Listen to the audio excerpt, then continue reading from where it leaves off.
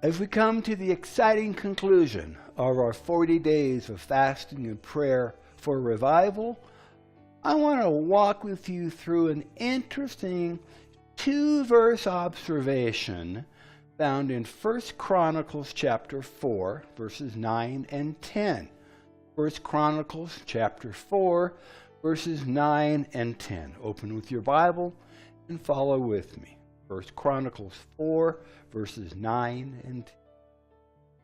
Verse 9, and Jabez was more honorable than his brothers, and his mother called his name Jabez, saying, because I bore him with sorrow. And Jabez called upon the God of Israel. This is later on in his life. Jabez called upon the God of Israel, saying, oh, that you would bless me indeed and enlarge my coast, and that your hand might be with me, and that you would keep me from evil, that it may not grieve me. And God granted him that which he had requested. Now, Jabez started out his life with a bad name, literally. The principle that we're referring to here is that name denotes character. Now, this comes from Adam, the original man, because Adam had the task of naming the animals, and he named them based on some characteristics. So name denotes character. And Jabez grew up with a name that shamed him no matter what he did. So he would have a hard time achieving anything, including having friends and opportunities, because of what his name represented. But God always has the last word. Look at verse 9. Verse 9. Jabez was more honorable than his brothers, in spite of his name and what his name. Somehow, Jabez's character was very different from what his name said about him. And in the middle of all of this anxiety, opposition, and frustration, Jabez had a relationship with the Lord that God would later honor. Not only did Jabez know about God, he had confidence that God would hear his prayers and that God would answer them. And we can know this because Jabez had asked for the Lord to do things that would benefit others as well as himself, and he approached the Lord with boldness, not hesitating or doubting. The phrase enlarge my coast meant to enlarge his sphere of influence. That in and of itself was a huge request. Remember that his name meant that his mother had birthed him in sorrow. What was that sorrow? Was it childbirth? Was it her inability to care for him? Or was there something more ominous that we can only imagine that caused her to not only give her child a name that would shame him, but would remind her of a tragic event? We don't know. But Jabez was an overcomer. Jabez had a vision for his life. And whatever that vision was, it had not yet been fulfilled, and Jabez was seeking God's help in achieving his destiny. And we know that if we seek the Lord with our entire being, that not only will he be found, but that he will give us the desires of our heart. And this means more than not only the fulfillment of our heart's desires, but that God will place the dreams, the desires, and the ideas that He has created for us inside of our hearts. And then He will fulfill those dreams, desires, and ideas that He created us to achieve. Now listen to the second part of Jabez's request. That you will keep me from evil, and that these things would not grieve me. This request was that Jabez would have things, but that the things would not have him. Let me say that again. His request was that he would have things, but things would not have him. This included his heart, his time, his talents, and his treasuries. Jabez knew God, and God knew Jabez.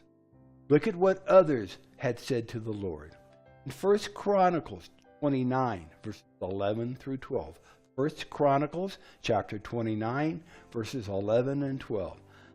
Thine, O Lord, is the greatness and the power and the glory and the victory and the majesty.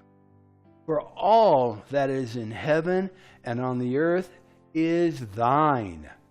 Thine is the kingdom, O Lord, and thou art exalted as head above all. Both riches and honor come of thee, and thou reignest over all. And in thine hand is power and might. And in thy hand it is to make great and to give strength to all. 1 Chronicles 29, 11 and 12. Proverbs chapter 10, verse 22. Proverbs 10, 22. The blessing of the Lord, it makes rich, and He adds no sorrow to it. The blessing of the Lord, it makes rich. He adds no sorrow. In 1 Kings chapter 3, we read 1 Kings chapter 3, verses 7 through 14. Solomon prayed to the Lord, and he said, I am but a little child. I know not how to go out or how to come in. And thy servant is in the midst of thy people, which thou hast chosen, a great people that cannot be numbered nor counted for multitude. Verse 9, give therefore thy servant an understanding heart to judge thy people, that I may discern between good and bad. For who is able to judge this thy so great a people? And this speech, this request, this prayer, this petition pleased the Lord, that Solomon had asked this thing. And God said unto him, because thou hast asked this thing, and hast not asked for thyself a long life, neither hast asked riches for thyself, nor hast asked the life of thine enemies, but hast asked for thyself understanding to discern judgment. Behold, I have done according to thy words.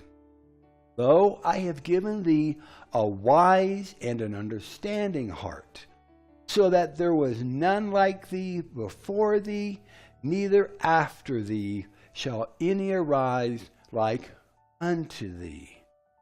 Verse 13, and I have also given thee that which thou hast not asked, both riches and honor, so that there shall not be among the kings any like unto thee all thy days. And if thou wilt walk in my ways to keep my statutes and my commandments, as thy father David did walk, then I will lengthen your days. In 1 Kings chapter 4, 1 Kings chapter 4, verses 29 and 30. And God gave Solomon wisdom and understanding exceeding much, and largeness of heart, even as the sand that is on the seashore.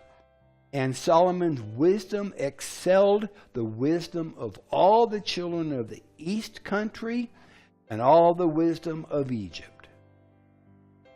Jabez was able to approach the Lord with such bold requests because of his humbled heart.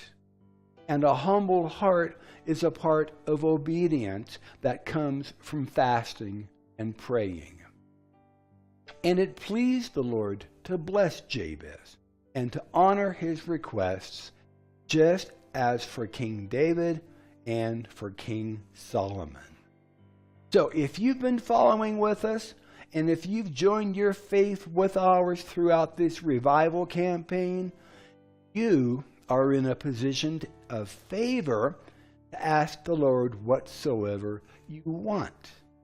No matter if you fasted 1 day, 3 days, 14 days, 21 days, or even 40 days. 1 John 5, verses 14 and 15 reminds us, and this is the confidence that we have in him, that if we ask anything according to his will, he hears us. And if we know that he hears us, whatsoever we ask, we know that we have the petitions that we desire of him. Thank you for joining with us. Thank you for praying with us and for praying for us. Thank you to those who have supported us financially as well. The blessings of the Lord belong to those who seek him and ask. This is Pastor Steve.